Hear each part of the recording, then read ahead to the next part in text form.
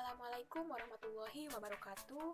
Perkenalkan, nama saya Mauli Sarintan, saya dari kelas 10 IPA 1. Di sini saya akan menjelaskan sedikit tentang biografi. Nah, yang pertama yang akan saya jelaskan adalah pengertian dari biografi.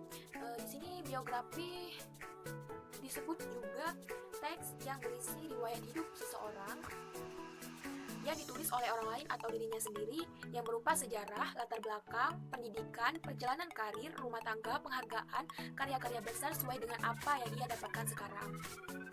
Nah, yang kedua itu ciri-ciri dari biografi. Ciri-ciri dari biografi antara lain yaitu pertama, berisi tentang perjalanan hidup seseorang. Yang kedua, cerita tersebut menginspirasi seseorang. Dan yang ketiga, berbentuk narasi. Setelah pengertian, ciri-ciri, dan selanjutnya adalah tujuan.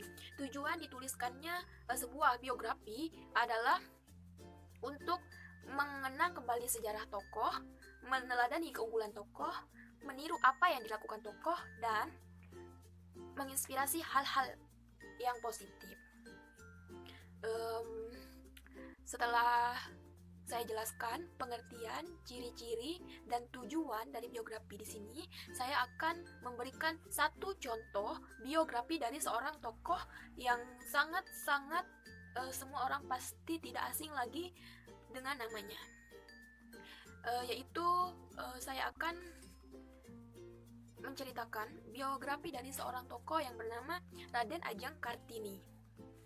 Nah, Raden Adjeng Kartini adalah perempuan keturunan bangsawan yang lahir pada 21 April 1879.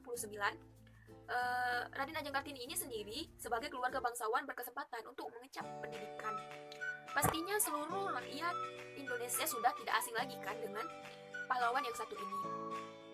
Raden Adjeng Kartini berhasil menamatkan pendidikannya di bangku sekolah dasar dengan karakter yang aus akan ilmu pengetahuan, membuatnya ingin melanjutkan ke jenjang yang lebih tinggi. Tetapi pada waktu itu pendidikan bagi kaum wanita masih sangat dibatasi. Hal itu berlaku juga bagi Kartini meskipun dia adalah seorang anak bangsawan. Sang ayahnya pun tidak memberikan izin kepada dirinya untuk melanjutkan pendidikan ke jenjang yang lebih tinggi. Kartini pun sedih karena bagaimanapun juga ia tidak bisa mengubah pikiran ayahnya.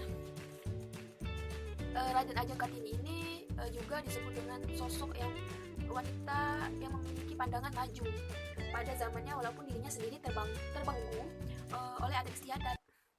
Hingga kini Kartini dikenal sebagai tokoh emansipasi wanita. Ini dapat dilihat dari berbagai surat koresponden dan dengan teman-temannya di Belanda yang dilakukan oleh Abombano ya. Dan selanjutnya pada tanggal 17 September 1904, Kartini meninggal dunia pada usia 25 tahun setelah melahirkan anak pertama sekaligus anak tunggalnya. Meskipun telah tutup usia, Kartini tetap menginspirasi wanita Indonesia dari berbagai generasi melalui tulisannya.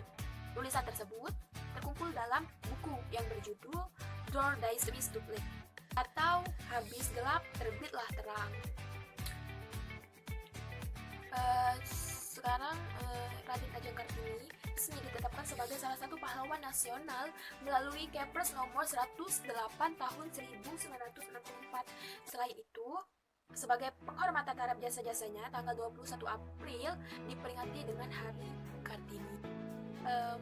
Hanya itulah yang dapat saya jelaskan dari cerita Raden Adjeng Kartini tadi.